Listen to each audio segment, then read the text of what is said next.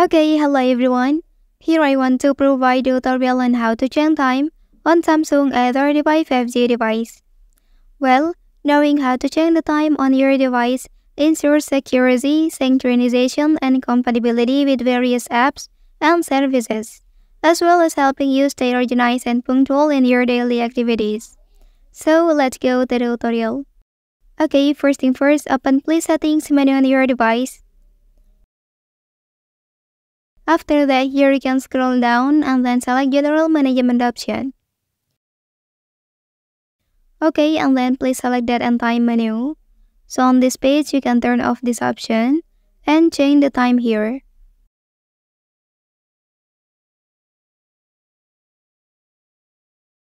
After finishing, click Done option to save.